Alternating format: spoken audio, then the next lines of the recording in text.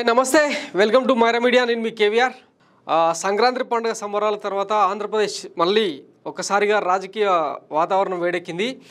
ఈ నేపథ్యంలో అంటే ఈ నెల 19న రేపు శుక్రవారం రోజున భారత రాజ్యాంగ నిర్మాత డాక్టర్ బాబాసాహెబ్ అంబేద్కర్ అతిపెద్ద విగ్రహాన్ని రేపు ఆంధ్రప్రదేశ్ విజయవాడలోని స్వరాజ్య మైదానంలో ఆవిష్కరించబోతున్నారు సీఎం జగన్మోహన్ రెడ్డి. ఈ నేపథ్యంలో విగ్రహ రాజకీయాలు ఆంధ్రప్రదేశ్కి కొత్త ఏం కాదు.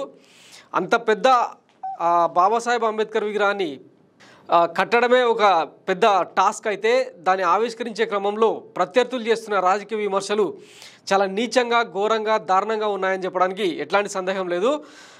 వీళ్ళు గతంలో 2014 నుంచి 19 దాకా అంటే ఆంధ్రప్రదేశ్ని ఏలిన చంద్రబాబు నాయుడు ఏనాడు కూడా రాజ్యాంగ నిర్మాతకు సంబంధించిన విగ్రహాన్ని పెట్టే ప్రయత్నం చేయలేదు. ఎంతసేపు ఉన్న ఎన్టీఆర్ విగ్రహాలు, కులనాయకుల విగ్రహాలకు సంబంధించిన ప్రయత్నాలు చేసుకోవడం తప్పిస్తే ఇట్లా బాబాసాహెబ్ అంబేద్కర్ 125వ జయంతిని పురస్కరించుకొని ఏర్పాటు చేద్దామన్న ఆలోచన వాళ్ళకి ఎప్పుడు రాలేదు. అట్లాంటిది పేద, బడుగు, బలహీన వర్గాల అణగారిన బతుకులను చైతన్యం వైపు నడిపించే దిశగా ప్రయత్నం చేసిన డాక్టర్ బాబాసాహెబ్ అంబేద్కర్ విగ్రహాన్ని కట్టడం అనేది వైఎస్ జగన్ గొప్ప సంకల్పానికి, ఆశయానికి నిదర్శనంగా చెప్పొచ్చు.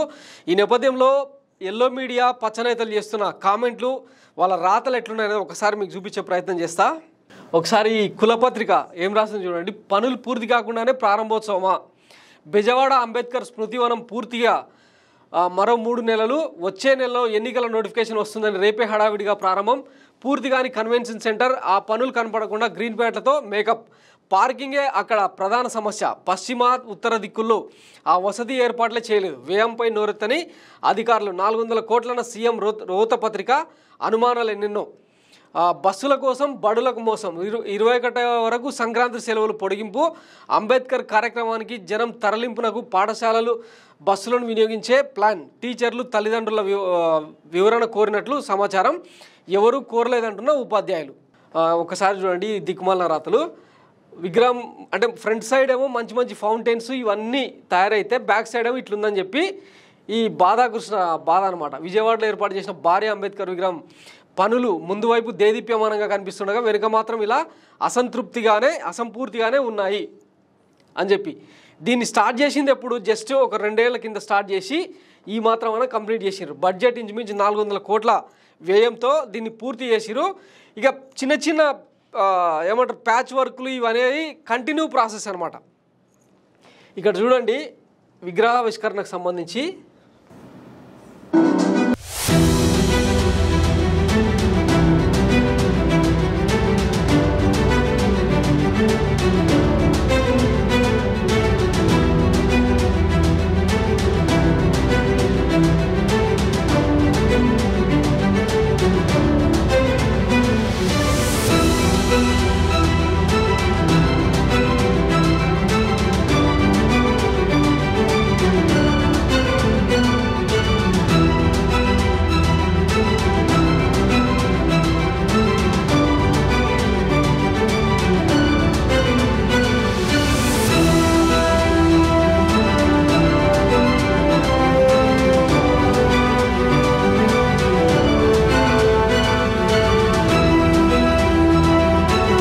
ఇది మన సమాజ గతిని సమతా భావాల వైపు మరల్చడానికి, సంఘ సంస్కరణకు, పెత్తందారి భావాల మీద తిరుగుబాటుకు, రాజ్యాధికారంలో పేదల స్థానాన్ని సుస్థిరం చేసేందుకు నిరంతరం స్ఫూర్తి ఇస్తుందని విశ్వసిస్తున్నాను.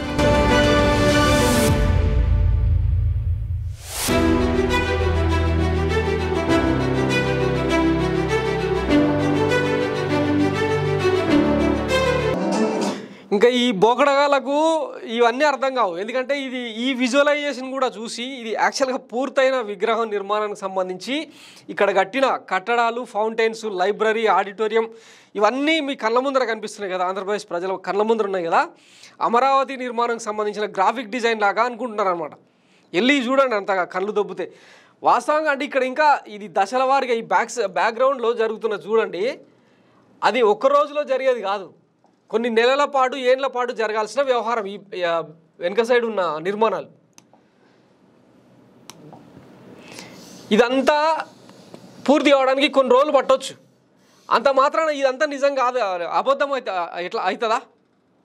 కొంచెమన్నా సోయి ఉండాలి కదా. ఒకసారి చూడండి,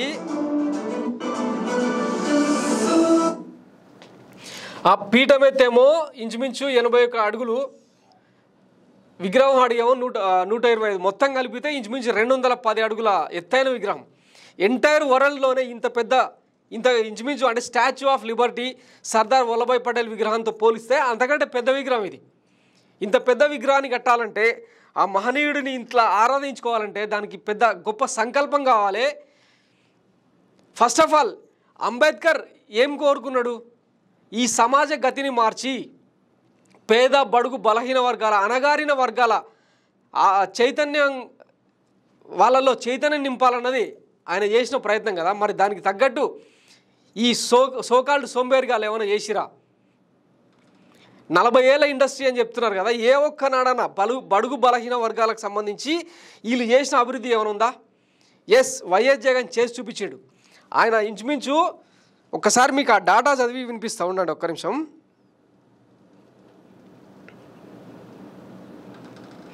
2019 ఎన్నికల్లో జగన్ ఇచ్చిన సీట్ల వారీగా బీసీలకు 41, కాపులకు 31, కమ్మోరికి 10, రెడ్లకు 47, క్షత్రియ 3, వైశ్య ఇట్లా మొత్తం ఎస్సీలకు 29, ముస్లింలకు 5, అంటే అన్ని వర్గాలను కలుపుకుపోయే విధంగా ఆయన చేసిన సోషల్ ఇంజనీరింగ్ పోయినసారి అద్భుతమైన ఫలితాలు ఇచ్చింది. ఈసారి కూడా రెడ్లకు సంబంధించిన నియోజకవర్గాలను మార్చి అందులో మైనార్టీలకు, ఎస్సీ ఎస్టీలకు ప్రాధాన్యత ఇచ్చిన ఏకైక వ్యక్తి, లెజెండ్ వైఎస్ జగన్.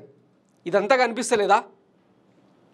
ఈ దిక్కుమాలలో మాదిగా మాలలో ఇళ్ళల్లో ఎవరైనా పండుకుంటారా, ఎవరైనా పుట్టాలనుకుంటారా అని మాట్లాడిన ఈ దిక్కుమాలకు ఈ విగ్రహం విశిష్టత కానీ, ఈ విగ్రహ ప్రాచుర్యం కానీ ఏమర్థమవుతుంది?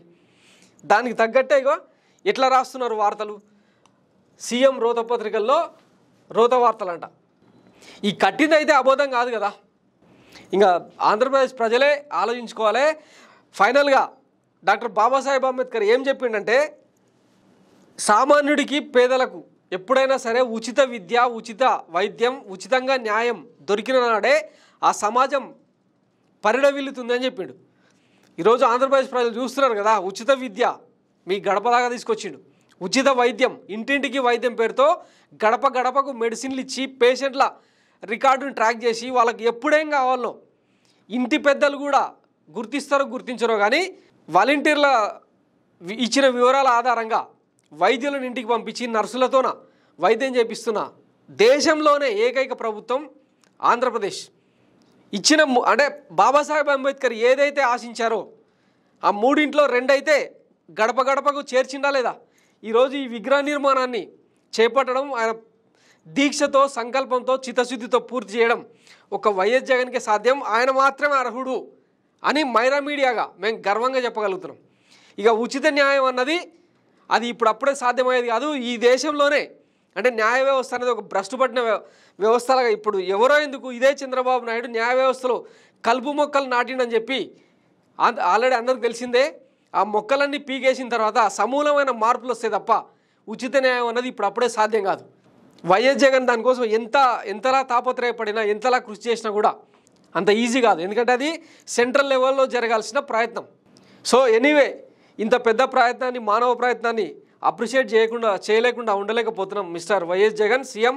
దీని మీద ఇక ఎవరెన్ని రాళ్ళేసినా, ఎవరెన్ని మాటలు మాట్లాడినా అవన్నీ ఆయన పాదాల కింద ధూళి లాంటివే. సో ఇది మిత్రులారా, ఆంధ్రప్రదేశ్లో జరుగుతున్న దుష్ట రాజకీయం. అంటే కళ్ళ ముందర కనిపిస్తున్న వాస్తవాన్ని కూడా గ్రహించలేక ఇట్లా దిక్కుమాలిన రాతలు మాట్లాడుతున్న వ్యక్తుల గురించి వదిలేసేయండి. రేపటి తీర్పుతో ఏం చేయాలనుకుంటారో ఇక ఆంధ్రప్రదేశ్ ప్రజలు డిసైడ్ చేసుకోవాలి. Thanks for watching Myra media. నేను మీ K V R signing off. Thank you.